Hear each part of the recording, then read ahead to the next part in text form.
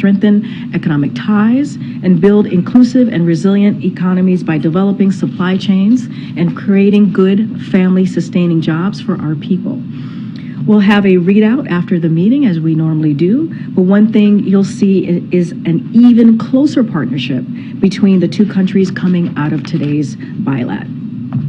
Also today, the Biden-Harris administration is announcing a new package of security assistance for Ukraine to meet Ukraine's critical security and defense needs. It includes additional mine-clearing equipment, missiles for air defense, ammunition for artillery and HIMARS systems, and over 3 million rounds of small arms ammunition. This package will help Ukrainian forces on the battlefield and support its air defenses as Russia continues to launch brutal strikes against the people of Ukraine, including attacks this past week that have taken the lives of innocent Ukrainian civilians. The Kremlin could end this war. They can end it today, anytime, by withdrawing its forces from Ukraine and stopping its brutal attacks. Until it does, the United States and our allies and partners will stand with Ukraine for as long as it takes. Now today, as you've all been reporting and you've heard from us already, we are taking another important step in bringing the President's historic Inflation Reduction Act to life for the American people. This morning, Medicare announced the first 10 drugs selected for price negotiation for the first time ever, which will reduce health care costs for American families and lower the deficit as well. With more on the President's plan, as I mentioned at the top, I'll turn it over to the President's Domestic Policy Advisor, Neera Tanden, who's back a second time in just like less than 2 weeks or something like that. The floor is yours. Thanks, Karine. Good afternoon, everyone. Millions of Americans struggle to afford prescription drugs. We understand that. Far too many Americans have to ration prescriptions, cutting a pill in half or taking a lower dose than they need because their drugs are simply too expensive. 1 in 5 seniors struggle to pay for prescription drugs. In fact, Americans pay 2 to 3 times more for prescription drugs than citizens in other developed countries. Meanwhile, pharma has spent hundreds of millions of dollars to stop Medicare from negotiating lower costs. In fact, years ago, they got a special carve-out that prohibited drug negotiation that allowed pharma to charge whatever they can. For decades, we've been talking about giving Medicare the power to negotiate lower drug prices. President Biden actually got it done. Under the Inflation Reduction Act, finally, Medicare will be able to negotiate lower prescription drug costs for seniors and other beneficiaries. This is a historic victory. In fact, over 80% of the public supports giving Medicare the power to negotiate lower prescription drug costs. Today, as Karine pointed out, the Centers for Medicare and Medicaid Services announced the first 10 drugs selected for Medicare price negotiation. These 10 drugs are taken by 9 million seniors. They cover chronic conditions like cancer, heart disease, arthritis, and diabetes. They can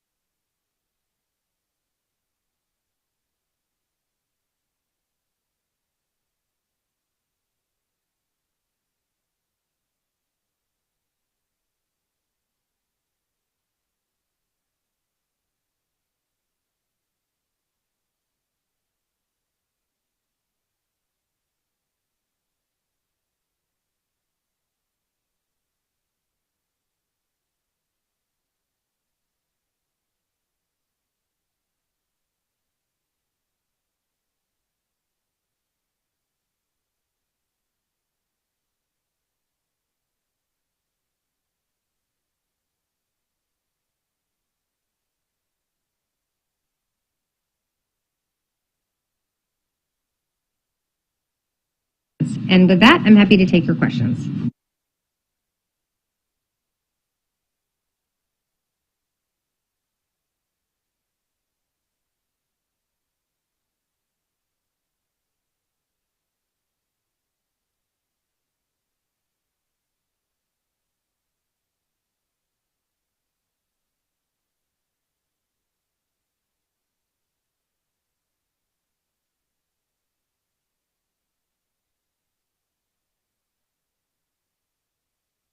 Private sector. They're also private sector. They're also a year for 15 million people. It's lower increased savings for them. And the inflation rebate aspect of the drug bill, which basically provides that pharmaceutical companies that are charging higher than inflation, the prices are going higher than inflation, they have to pay a rebate back to the Medicare system. So those are all creating savings for Americans now. Thanks, Karine. A quick follow-up on that. Obviously, consumers don't see the benefits until 2026. How concerned is the administration that Republicans could potentially derail the process by then and roll back these negotiations after the next election? Well, I would say first and foremost, this Medicare's ability to negotiate drug prices is hugely popular.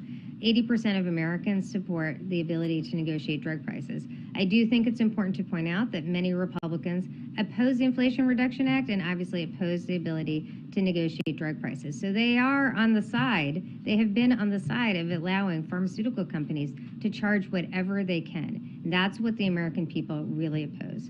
As I've said at other times, I was part of the team that negotiated the Affordable Care Act. I was here during I was arguing for the Affordable Care Act when Republicans were trying to repeal the Affordable Care Act during the Trump administration. They fought tooth and nail to do so, but because the Affordable Care Act had delivered lower prices, or basically had delivered health care to 20 million Americans, they found it hard to do so. And I think given the insulin reduction, the $35 insulin costs that people are bearing now, the fact that that people will see that these 10 drugs are being negotiated, a price will be provided in September of 2024 that will be public. I think it will be hard to repeal the Inflation Reduction Act, and it's specifically hard to take away, basically claw back these benefits, these lower prices. I think people will really rise up against that kind of thing because they know they are paying too much for prescription drugs in the United States, and they are paying more than in any other country. Go ahead, Selena. Welcome to the briefing. Thank you so much. The CBO estimates that the government will save around $98.5 billion over a decade with this new program. So how much of those savings will go directly to seniors on Medicare? So that is savings. There is significant savings to the Medicare program. But seniors pay out-of-pocket costs for prescription drugs. In fact, the person who will be introducing the president pays significant out-of-pocket costs. So people who have out-of-pocket costs, this will deliver lower prices for them. We don't know what the negotiated price will be. This is a subject to negotiation, so we can't tell you the specific amount that people will save, but there will be savings to people both paying out-of-pocket and also to the Medicare program itself. Thanks.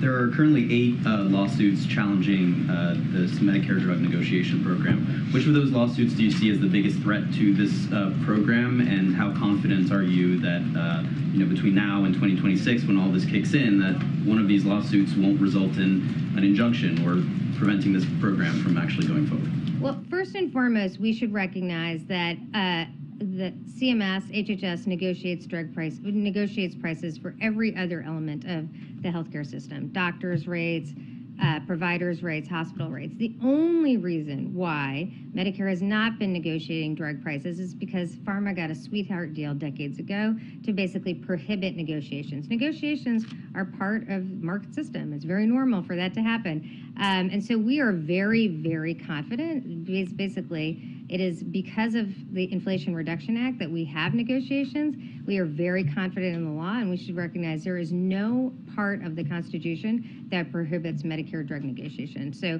we are very confident in these cases, and very confident that the law will deliver results.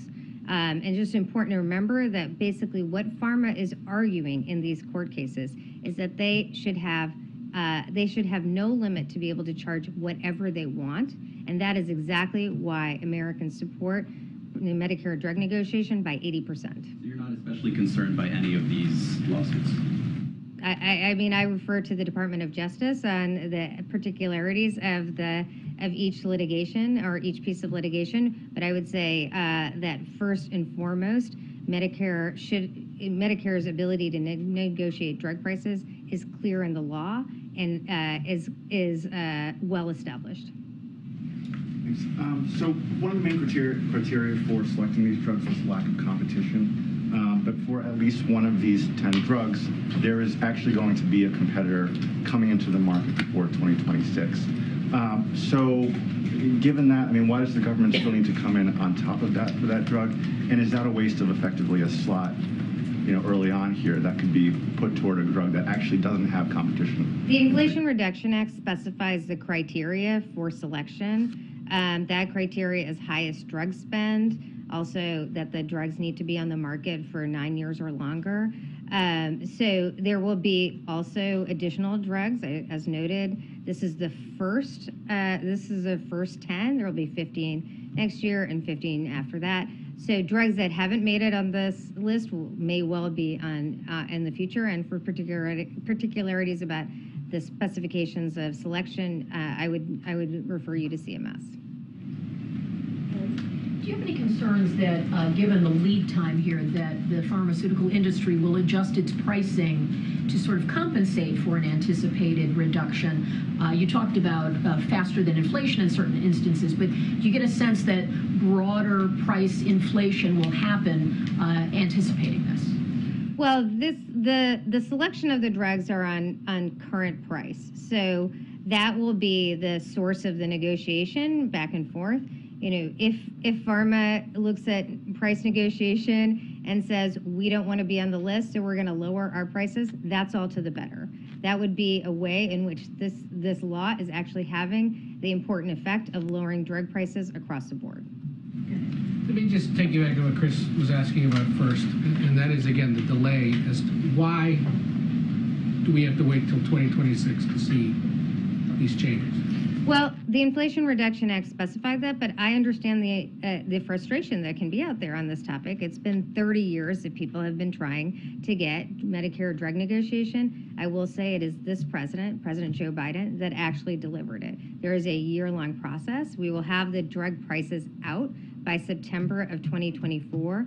It takes time to implement, but Americans today are seeing lower drug prices from the Inflation Reduction Act, from insulin, and in other arenas, and we look forward to the process being set by which we have lower and lower drug prices year to year. So then let me ask you, since it was set by the law, for those who weren't paying attention when the law was being put together, was delaying it until 2026 a big sticking point for Republicans or others?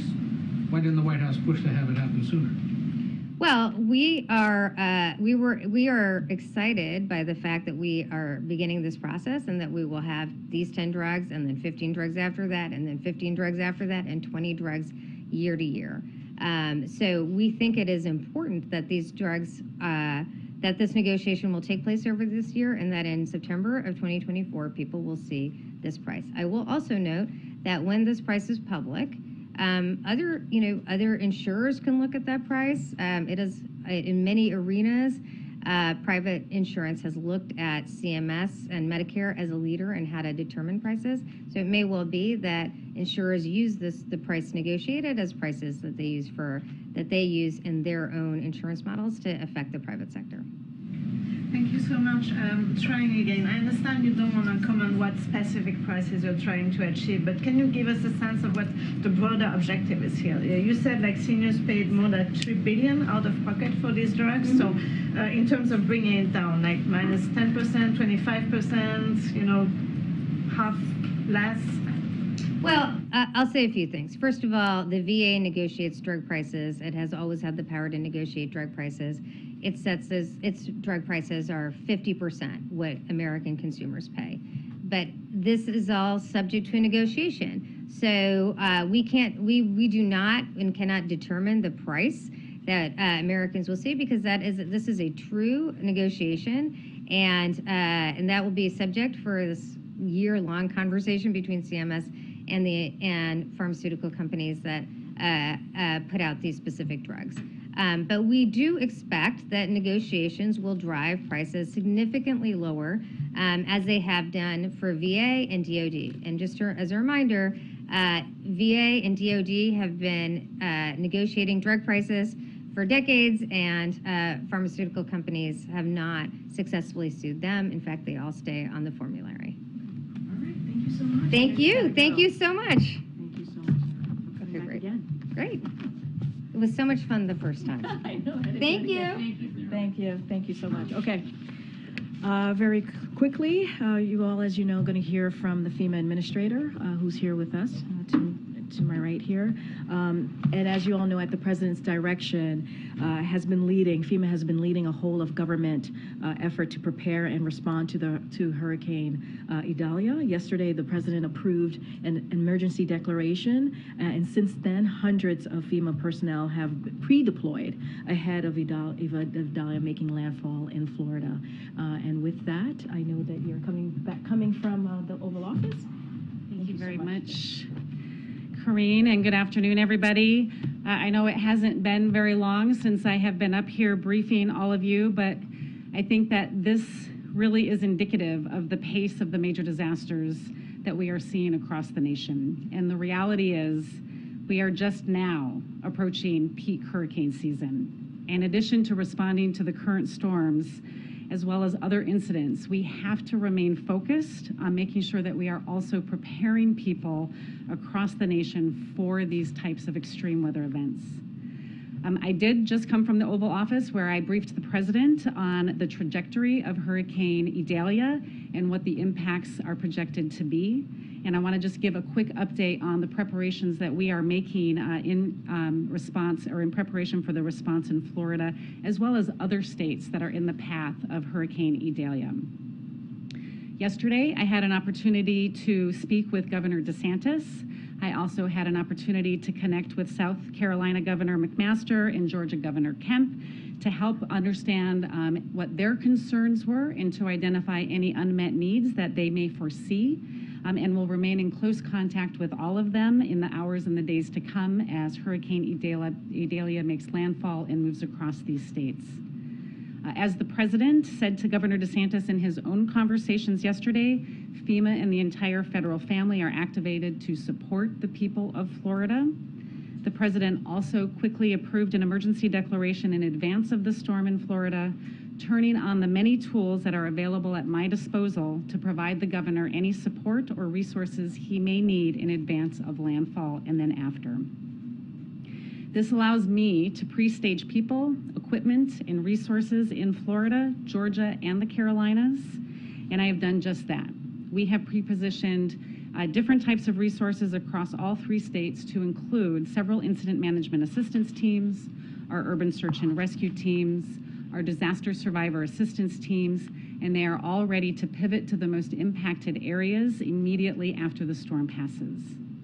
We also have warehouses filled with commodities like food, water, blankets, and medical supplies that are ready to rapidly move into the impacted area at the state's request. But we are not in this alone. We have an entire federal family that is postured to support. Our National Response Coordination Center here in Washington, D.C. is fully activated, and this means that there are several hundred staff from across the federal family that are working together to support any requests for federal assistance. We have our partners from the U.S. Army Corps of Engineers who are pre-positioned to support any power restoration needs.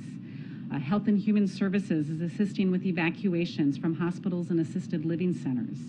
And the Red Cross has 50,000 meals to support the immediate needs as requested and has pre-staged shelter support to supplement the 19 shelters that are already opened by the state. And this is a really important point that I want to talk about next. It's unpreparedness. And again, I really ask for all of your help to help me ensure the people in the storm's path get this message.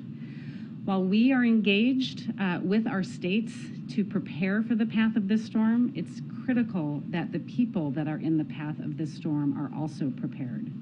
And I know that the people of Florida are no stranger to storms, and I encourage all Floridians to take this storm seriously.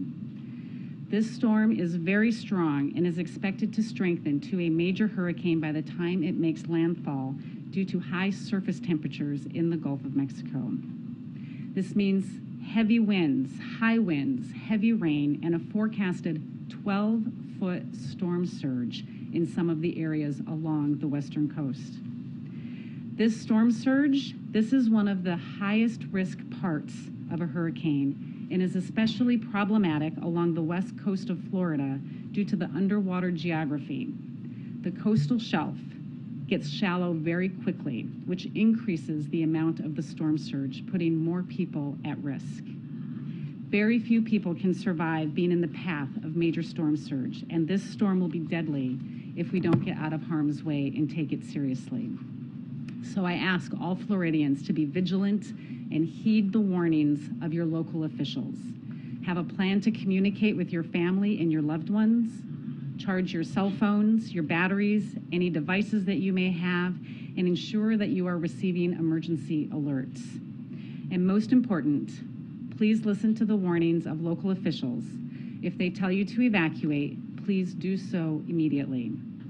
And remember, you don't have to evacuate far. If you are in a storm surge warning area, it could mean just traveling 10 or 20 miles to get out of the most significant impact areas. It does not mean having to travel hundreds of miles to get out of the storm's path.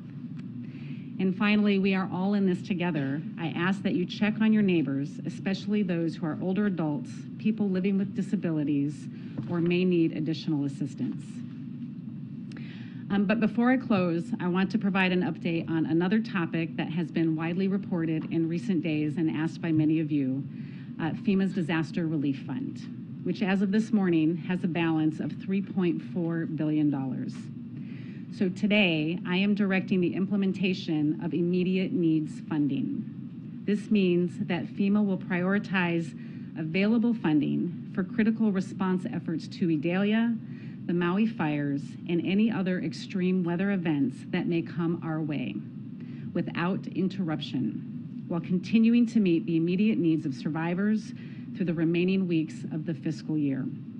I want to repeat, we are prioritizing funding for Idalia, for the Maui fires, and any other extreme weather events that are coming our way without interruption. And I want to stress that while immediate needs funding will ensure we can continue to respond to disasters, it is not a permanent solution. Congress must work with us on the supplemental request that the administration has made on behalf of FEMA.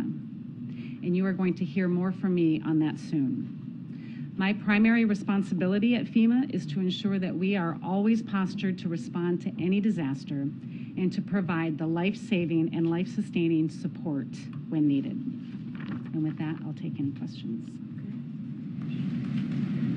Can you relate what you talked about with Governor DeSantis and add any details about what coordination you're undertaking with Florida officials?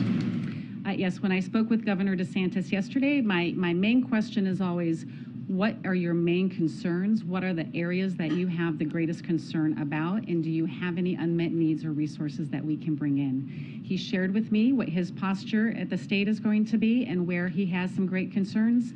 And we are working and embedded with his staff. And I assured him that we have teams working side by side with our colleagues, our emergency management colleagues there at the State Emergency Operations Center to be able to quickly respond as needed. Following up real quick, what were those concerns that he had at that time? He shared with me the concern, again, about people taking this seriously and being able to evacuate as a result of the storm surge. He has concerns about the vulnerable populations, right, and making sure that we are providing any assistance we can to help them get out of harm's way. You mentioned the supplemental request after getting a fuller idea of what has happened in Hawaii and with this storm threatening, a severe impact. Do you anticipate raising the level of that supplemental request as you start to negotiate with Congress? Right now, the supplemental request that we have put in is $12 billion, and that will be a bridge to get us through the end of the fiscal year. If we continue to see more storms, we're going to continuously monitor very closely the health of the Disaster Relief Fund to determine what more may be needed. But right now, as the situation stands, the supplemental request will get us through the end of this fiscal year.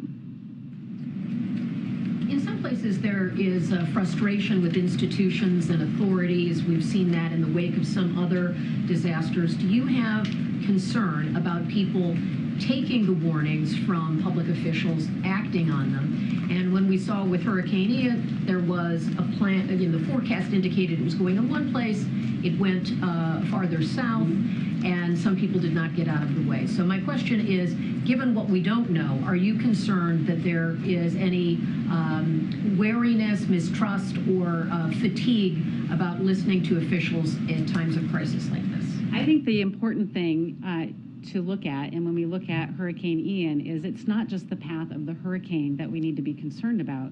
We have to be communicating what the entire risk is, and the significant risk and the highest risk for loss of life is storm surge. And that storm surge right now shows impacts all along the western coast. And so I encourage people, and I really appreciate your help in getting that message out, that it's not just the path of the storm and it will continue to change, but look at all of the risks that are associated with this storm surge being the most life-threatening, not just where the path is going to go or where the eye of the storm is going to make landfall. And in terms of the credibility of authorities, do you sense that there is any erosion of that at a time when you're trying to get that message out? I don't have any indications that there are. I think that what we are seeing right now in Florida is people are heeding their advice of local officials, and people are moving out of harm's way. Thank you. I'm going to go back to Hurricane Ian. When Hurricane Ian hit, you had many communities of color. You also had poor communities complaining that they were not prioritized during this time, and so they didn't get necessary the relief that they wanted, and they felt like they were kind of put on the back burner. Many of these areas are in places that are more physically vulnerable. What is your message to those who have that concern that there may be a repeat in their community? Yeah, so during Hurricane Ian, we had a large amount of people that were impacted by that storm, and we had teams of personnel that went out into communities across the state. And as we heard of stories of maybe pockets of people that we had missed, we immediately sent our teams out into those areas to ensure that they were getting registered for assistance, and we were bringing all of the resources that are available. And so what I would say is, if you hear about groups of individuals in parts of the state that after the storm passes are of need and they aren't getting that, let me know. I will send my teams out to those areas to make sure that they're getting all of the assistance that they're eligible for and that they need. John? Thanks a lot. FEMA, of course, has been dealing with the aftermath of the wildfires in Maui, and now you're preparing for a very powerful hurricane hitting Florida's southwest coast. To what extent is FEMA overextended or stretched too thin in dealing with these two natural disasters? We are certainly postured and have the staff that are available to support multiple large events at the same time. We do have several open recovery disasters that we can pull some personnel from if we needed to extend or increase the amount of personnel we have. We also have a very layered approach, right? We can also reach out into all members of the Department of Homeland Security through what we call the surge capacity force for individuals that have volunteered to support during a disaster. And so I'm confident right now that with these two storms that we're currently dealing with in Maui and this one, or even another one to come, that we have enough personnel to go in and support these immediate life-saving efforts. Last question, Alex. You mentioned just extreme weather that we've seen all summer from Hawaii, storms in Southern California. Is this in your view the new normal? Just summers where we're seeing these kinds of events more frequently and maybe more intense events than before? What I can say is that we don't have a typical operational season like we've had in the past. We would normally prepare our staff to be on extra alert during the peak of hurricane season, which is where we find ourselves right now. But our operational tempo has been year-round. We started with atmospheric rivers in California in January, extreme tornadoes in the spring, to the wildfires, and now we are in peak hurricane season. And we have had an unprecedented number of disaster requests from governors because of the extreme weather that they're experiencing. This is our new normal. This is the operational tempo that we find ourselves in. And we have to continue to invest in mitigation and resilience to help these communities reduce the impact from these storms so we don't have such complicated recoveries afterward. Thank you so much. Good luck. Thank you. Thank you so much. Okay, we have about 10 minutes before we have to move for the president's event. Chris, you want to?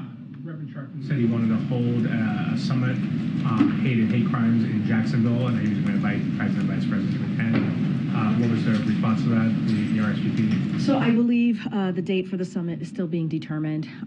As you know, and you've heard this from the president over the past couple of years, talking about the fact that we are in the battle for the soul of our nation.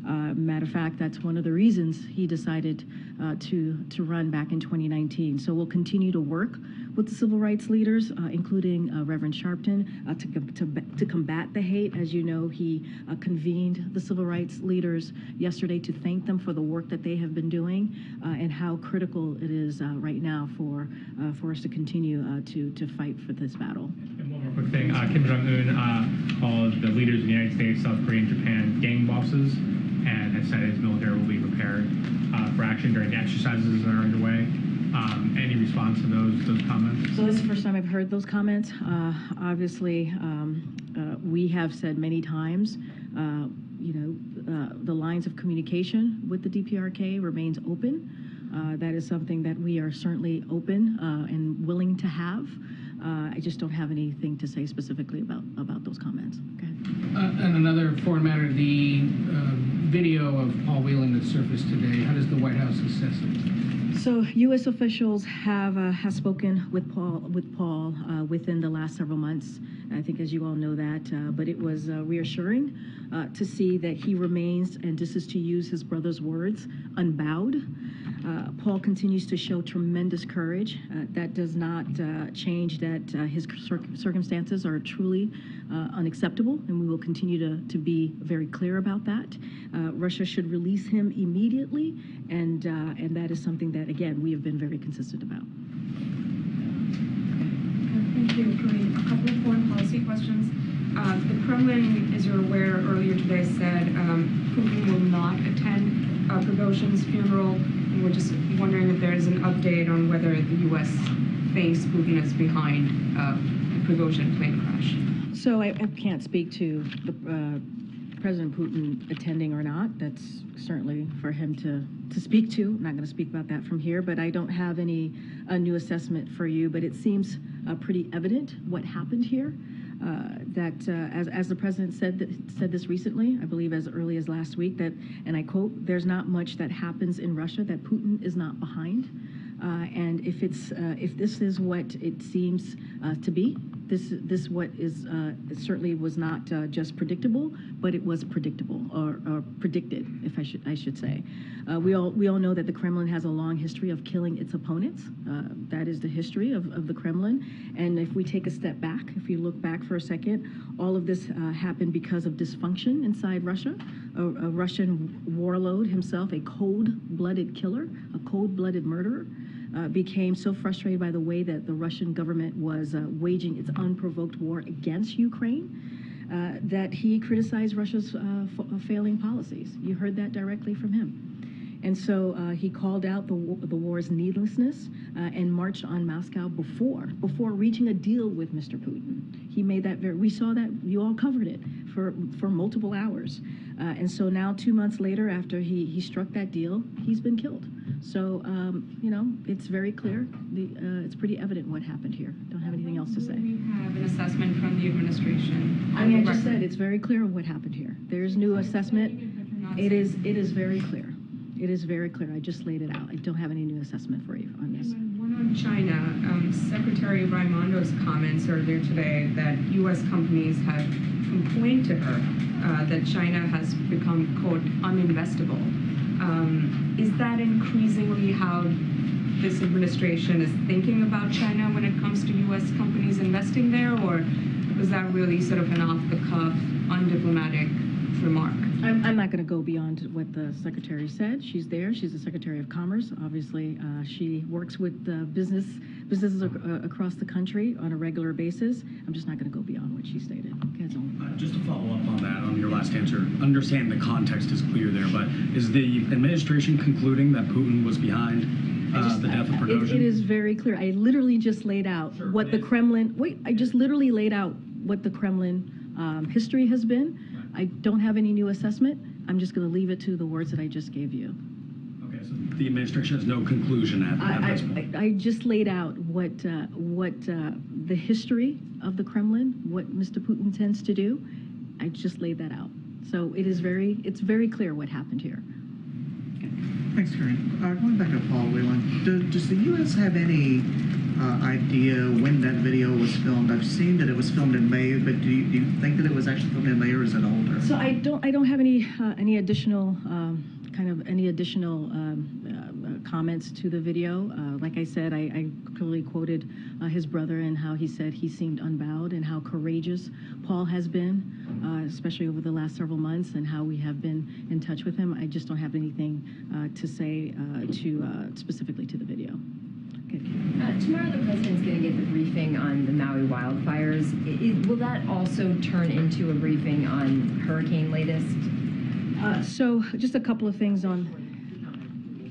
Well, so as you just stated, the president tomorrow is going to convene his cabinet and agency officials who are involved in the administration's whole of government response that we have seen in the recovery efforts on Maui, in Hawaii. And so he called this meeting, obviously, to get his administration's ongoing efforts on the ground and to work on the work underway to support the people of Maui.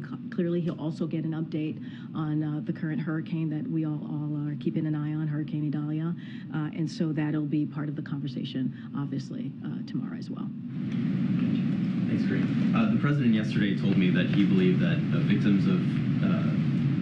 families of 2 out of the 3 victims of the Jacksonville shooting might be open to receiving a call from him. Has he reached out yet? Has he spoken with them yet? So I don't have any calls to lay out for you at this time or to share. And then Congressman Scalise announced today that he's been diagnosed with a form of cancer. Do you guys have any reaction to that, and does the president plan to reach out to him? Obviously, that's devastating news. Our hearts and prayers go out to the congressman and his family. Clearly, he's gone through a lot over the past couple of years. I don't have a call to lay out or to announce at this time, but that is very sad news, and clearly we are hoping for a speedy recovery for him. Any updates on if the president's traveling to Jacksonville to meet with families? No travel to. And then on the drug crisis announcement, how is the president planning to message this? Do we expect travel in the next couple weeks talking about this specifically?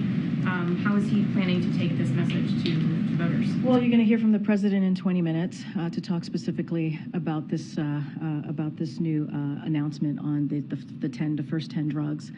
Look, this is an important announcement when we're talking about Medicare being able to negotiate. We're laying out these 10 drugs. This is something, as Neera was saying when she was here moments ago, that folks have been trying to do for 33 years, for decades. And this is a president that's been able to do that via, obviously, a provision through the Inflation Reduction Act, which I may add was only voted by Democrats. This is something that we wanted to make sure that we were able to do. Lower costs, lower healthcare costs for Americans across the country. So it is an important day, important beginning, if you will, of how we're going to move forward with the Inflation Reduction as it relates to the Medicare being able to negotiate. So you're going to hear from the president. Obviously, the president travels across the country pretty regularly to talk about how he's investing in America, how he's lowering costs for Americans. That is one of the, as he speaks about Bidenomics, lowering costs for Americans is clearly one of his top priorities. So you'll continue to hear from the president about this particular issue and other ways that Bidenomics is working for American families and the economy as well. Yeah, Justin. Thanks, Karine. President Putin said he is going to go to China in October, I believe. Obviously, one of his first trips recently. Do you guys have any reaction? And is there any concern that this might, in some way, suggest that China and Russia are growing closer or growing closer on Ukraine specifically? So look, I'm not going to get ahead of potential travel that another country is going to do with another country. So I'm not going to get ahead of that. We've been very clear about Ukraine. Our allies have been, our partners. The president has been able to bring together more than 50 countries to help Ukraine as they fight as we've seen, in a very brave way for their freedom, for their democracy, and that's something that the president's going to continue to do, as I mentioned at the top, as long as it takes. I'm just not going to get ahead of a potential meeting that Putin and President Xi may have. And then just schedule-wise, I think you were asked about Philadelphia yesterday. I was wondering if you have an update on that or on Labor Day, if it was in Rehoboth. or somewhere else. Yeah, so don't have any update on Philadelphia or Labor Day, but certainly we'll share any potential travel that the president may have. Go ahead. Thank you. I have a question about Guatemala, but first on the meeting this afternoon with President Chavez of Costa Rica, he has expressed the interest of joining the North American Trade Pact between the United States, Mexico, and Canada, the USMCA. I was curious to know if that's something that the United States would support. So I'm not going to get ahead of the discussion that they might have today, so I want to be really careful as that's going to happen later today. We're going to have a readout after the meeting concludes. I will say this, that President Biden values Costa Rica's close collaboration on building out of America's partnership for economic prosperity. So the two leaders certainly are going to discuss how they can continue to work together to strengthen our economic ties and inclusive and resilient economies, which includes developing a resilient regional semiconductor supply chain. So obviously that will be part of the conversation. I'm just not going to get into any specifics on your question about USMCA. Again, we'll have a readout once the conversation concludes or the bilat concludes. And on Guatemala, do you have any reaction to the decision that the electoral registry took yesterday to suspend the political party of the president-elect, the SID movement? So we've congratulated R.A. Valo on his election as the next president of Guatemala, as confirmed by the certified vote results. The United States remains deeply concerned with continued actions by those who seek to undermine Guatemala's democracy. These efforts undercut the clear will of the Guatemalan people. So we stand with our partners in the international community, with the Guatemalan people, against these unacceptable efforts. But obviously, we congratulate the new elected president.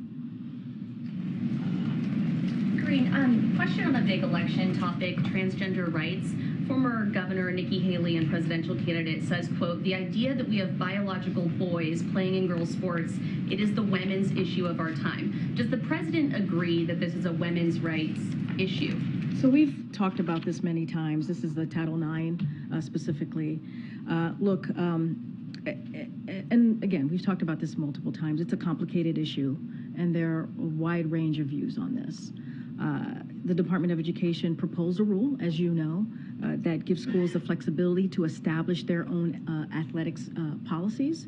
And so while establishing guardrails, right, to prevent discrimination against transgender kids. And that is something that is incredibly important, that the president wants to make sure that we also do that as well. So I'm just not going to get ahead of that. As I said, there's a proposed rule Title IX, on Title IX that the Department of Education has laid out. So I'm just not going to get ahead of that as it relates to the Department of Education. Daughters, does he care that girls are allowed to compete in sports without fear of injury? Does he think it's fair for girls to have to compete against biological males? I just answered the question. It is a complicated issue. It is truly a complicated issue with a wide range of views, There is no yes or no answer to this. It is complicated. There's a rule that the Department of Education has put forward, and we're going to let that process move forward. It is, again, we want to make sure that while we establish guardrails with this rule, that we also prevent discrimination as well against transgender kids. But again, a complicated issue with a wide range of views, and we respect that. Okay. Thank you so much. I have a Latin America question and then an Asia question. Starting with Latin America and Costa Rica. The U.S. and Costa Rica signed a migration agreement, I think, in June. Just wondering if it's worked, if it's slowing the flow of migrants to the southern border of the United States, and what are the legal pathways for people who might be waiting in Costa Rica and trying to claim asylum in the U.S.?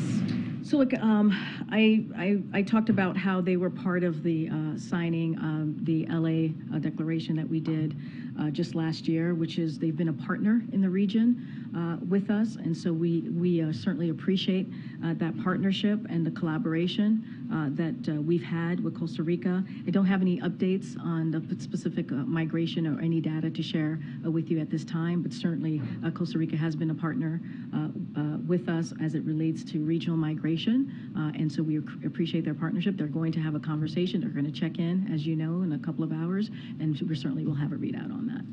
Moving on to Asia, why does President Biden believe it's a better use of his time to go to Vietnam instead of to the ASEAN summit in Indonesia, which he's sending the vice president to?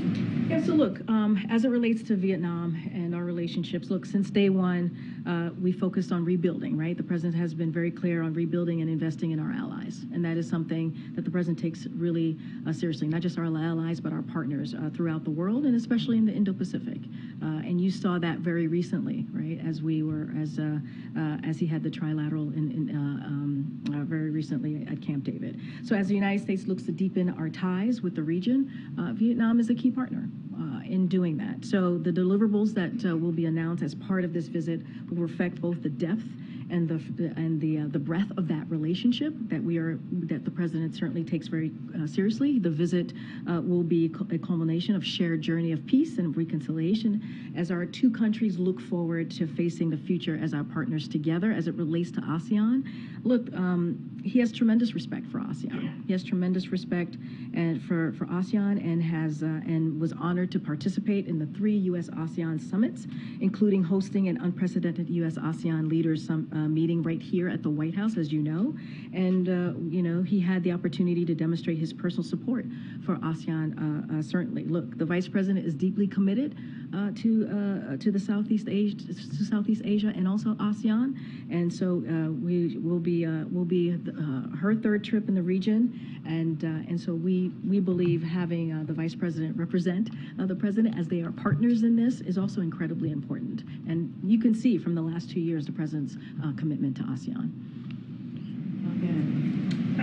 During the president's first year in office, he directed 9 agencies across the federal government to create the equity action plans. He also gave them to address discrimination and barriers in communities. But he also directed them to submit those plans in September to the White House Steering Committee on Equity. So can we expect anything toward the beginning of the month in that? Will those plans be released? Any update that you have? So it's a very good question. As you just stated, when the president walked into this administration, he wanted to make sure at the federal level we were dealing with an issue that was a crisis across the country, which is dealing with racial inequality. And he wanted to do what he can from the federal government, obviously asking the different agencies to figure out a way, how do we make sure that there is equity in the agencies on the federal level. You're right. We're supposed to they're supposed to be reporting back. I don't have any information for you at this time. Certainly, I will touch base with the team and see if there's anything that we can share with all of you. But again, as we just saw yesterday with the 60th anniversary on the March in Washington, you saw the president bring the civil rights leaders. He talked about what happened in Jacksonville and that hate crime happening in that community. He has been very clear. It is time that all of us step in and do something and really deal with an issue that's affecting all of our communities across the country. Okay. Thanks, Karine. The president, while he was in Lake Tahoe, said that he was not interested in dividing the FEMA supplemental assistance from the Ukraine supplemental assistance and the foreign aid piece of the puzzle. What would he do if Congress were to present him with a disaster-only supplemental? So look, I'm not going to get into hypotheticals from here. The president has made it very clear what he is asking from Congress as it relates to the supplemental ask that he is asking Congress of for Ukraine. Let's not forget that has been a bipartisan process, and he appreciates the bipartisanship that we have seen over the last 2 years to make sure that the brave people in Ukraine who is fighting for their freedom, fighting for their democracy, gets the assistance not just from the U.S. but from our partners and allies. That is something that we are looking forward towards and are going to work towards. As it relates to FEMA, the FEMA administrator just laid out what's ahead and why the $12 billion was asked.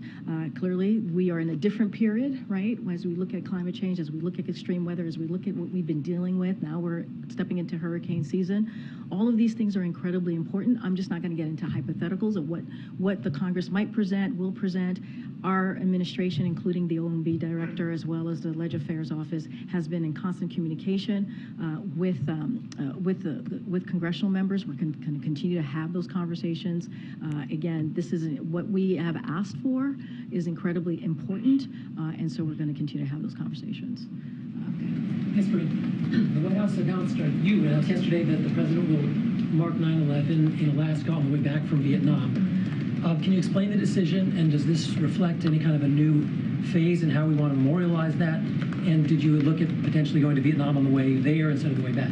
So look, we'll have more on 9/11 in Alaska, as you just mentioned. I laid out and announced that. Look, the president wanted to make sure that he, as the president, did something to commemorate 9/11, and that's what you're seeing. That's what you're seeing the president do. We'll certainly have more details to share. I just don't have anything more outside of that.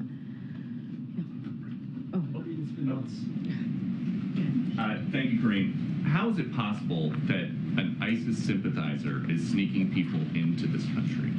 So just so that folks, I'm assuming you're speaking to the CNN story, right? Okay, so I just want to make sure that folks who are watching understand the question. So I just want to be really clear here. So the intelligence alerted us to a human smuggling network. We moved fast and successfully to disrupt it. So just want to be very clear that. And we are being. You disrupted it. Are you saying that you know where all of the people this ISIS sympathizer snuck into the country are? If I can answer the question, I'm sure I'll touch on everything that you want to ask me. So again, intelligence alerted us of this human smuggling network. We believe, and we moved fastly, and we successfully disrupted it. So let's be very clear about that. And we are grateful. We are very grateful to the law enforcement for their quick work and their vigilance on this. Now, to your other part of the question, smugglers have been detained overseas, including one linked to the foreign terrorist organization. No sign, there's no sign that anyone moved by the smuggling network has terrorism connections, so I want to be clear there as well. And what we were able to do as precaution, people brought here by smuggling network are being subject to extra vetting and are all in removal proceeding. And in addition to that, anyone coming across the border outside of the network who matches the profile of those in the smuggling network is subject to extra vetting, detained, and put in expedited removal proceedings as well. You said that there's no sign of a plot, but isn't it true that the U.S. has to be right with preventing terrorist attacks 100% of the time? They only have to be right once. So let's be very clear. I want to be really clear here. We are committed. This is a White House that is committed to making sure that we are protecting our homeland and also protecting the American people. That is our commitment. We will continue to be vigilant on that, and so want to be incredibly clear on this. And we are thankful. We are grateful for our law enforcement who acted very quickly here, and they are disrupted. They successfully disrupted the smuggling network. We've seen human smuggling networks operated by the cartels for years. Why the sudden urgency with this one? We have always and will be and have been vigilant here when it comes to making sure that we are protecting our homeland. That is something that this president is committed to. That is something that this administration is committed to. We will always be, and we will continue to be. Let's not forget that this was successfully disrupted, and it was because of the quick act of our law enforcement that we are incredibly grateful to. We have to go because the president's going to be starting his event in a couple minutes. Thanks, everybody. I'll see you tomorrow.